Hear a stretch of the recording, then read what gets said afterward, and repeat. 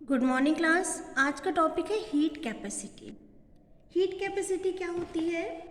तो किसी भी सब्सटेंस के 1 डिग्री टेम्परेचर को इंक्रीज करने के लिए जो रिक्वायर्ड हीट होती है उसको हम बोलते हैं हीट कैपेसिटी।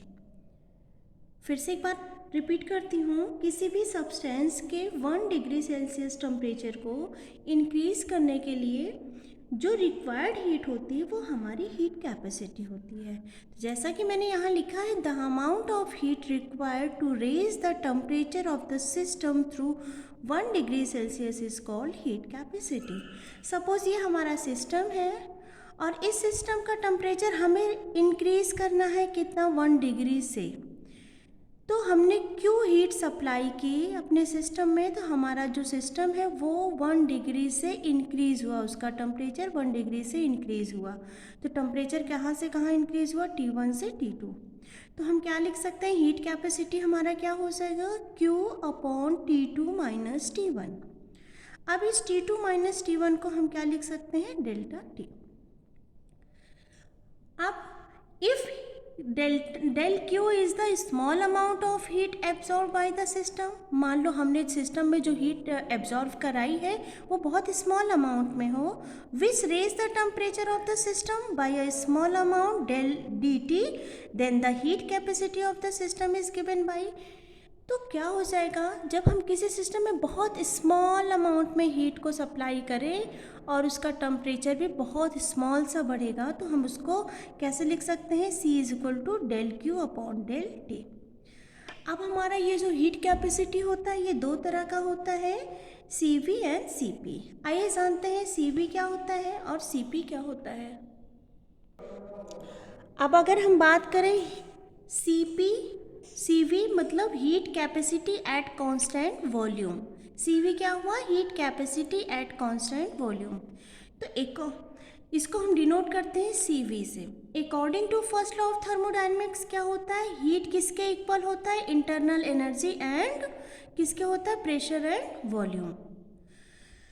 अब यहाँ पे क्या है? Substituting for del Q from equation third. ये इक्वेशन थर्ड है। थर्ड में हम जो डेल क्यू है इसकी वैल्यू हम कहाँ सब्स्टिट्यूट कर देंगे?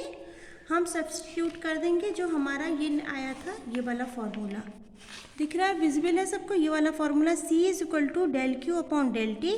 तो ये जो डेल क्यू की वैल्यू है ये फर्स्ट लॉ ऑफ थर्मोडायनेमिक्स से अगर हम यहाँ पे पुट कर दें तो जो इक्वेशन बन के आएगी वो क्या आ जाएगी? C इज इक्वल टू, अब डेल क्यू की जगह हमने क्या लिखा है? DU plus P dV upon dt। Volume क्या है हमारा? कांस्टेंट है। अगर वॉल्यूम कांस्टेंट है मतलब dV इज इक्वल टू 0 है तो ये पूरी की पूरी वैल्यू 0 हो जाएगी, और जब ये वैल्यू पूरी की पूरी 0 हो जाएगी तो हम क्या लिख सकते हैं? CV is equal to del U upon del T at constant volume. तो हम क्या बोल सकते हैं? Thus the heat capacity at constant volume may be defined as the rate of change of internal energy with temperature at constant volume. मतलब हमारा जो heat capacity at constant volume है वो क्या होता है? वो इंटरनल एनर्जी में चेंज होता है with respect temperature at constant volume. मतलब इंटरनल एनर्जी में जो चेंज होता है with respect to temperature at constant volume वो हमारा होता है heat capacity at constant volume CV। I hope आपको समझ में आया होगा। अब बात करते हैं heat capacity at constant pressure, जिसको हम डिनोट करते हैं CP। देखो क्यों, जो हमने हीट सप्लाई की थी किसी सिस्टम में वो टेम्परेचर को इंक्रीज कर रहा था T1 से T2, तो जो हीट कैपेसिटी का फॉर्मूला बन के आया वो क्या हो गया? DQP upon DT।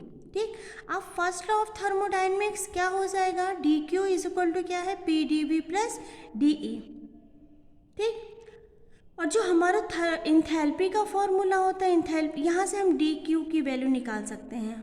अब ये जो फर्स्ट लॉ ऑफ थर्मोडायनेमिक्स है उसके according H is equal to क्या होता है? E plus PV, internal energy plus pressure and volume. इसको अगर हम H को अगर हम डिफरेंशियल के फॉर्म में लिखेंगे तो कैसे लिखेंगे? DH is equal to DE plus PdV। अब ये है फ्रॉम इक्वेशन 2 एंड इक्वेशन 3। तो यहाँ पे ये जो डी क्यू है, D Q is equal to क्या है, P D V plus E, और यहाँ पे D H is equal to क्या है, D E plus P D V. तो इन दोनों को अगर हम देखें तो ये वैल्यू और ये वैल्यू इक्वल आ रही है, तो हम क्या लिख सकते हैं, D Q P is equal to क्या हो जाएगा, डी एच। तो हमने यहाँ पे क्या लिखा है, D Q P is equal to D H. अब यहाँ से हमें क्या फाइंड आउट हो गया, डी क्यू की वैल्यू। अब इस डी क्यू पी की वैल्यू को हम यहाँ पे पुट करेंगे। तो जब हम इस वैल्यू को यहाँ पे पुट करेंगे तो हमारा फॉर्मूला फिर से क्या बन के आएगा, C P is equal to D H upon D T at constant pressure. ठीक है, क्या निकल के आया, C P is equal to D H upon D T at constant pressure. मतलब हम बोल सकते हैं कि किसी भी सब्सटेंस के द्वारा कांस्टेंट प्रेशर पे टेम्परेचर के रिस्पेक्ट में इंथैल्पी चेंज उस सब्सटेंस की हीट कैपेसिटी कहलाती है।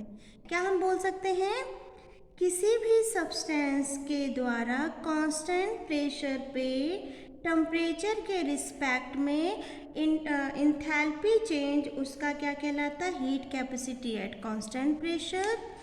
और इसको हम बोल सकते हैं कि किसी भी सब्सटेंस के द्वारा कांस्टेंट वॉल्यूम पे टेम्परेचर के रिस्पेक्ट में इंटरनल एनर्जी में चेंज उसका क्या कहलाता है, heat capacity at constant volume. तो आई होप आपको समझ में आया होगा हीट कैपेसिटी क्या होती है। अब हम नेक्स्ट लेक्चर में जानेंगे इसके रिलेशन के बारे में।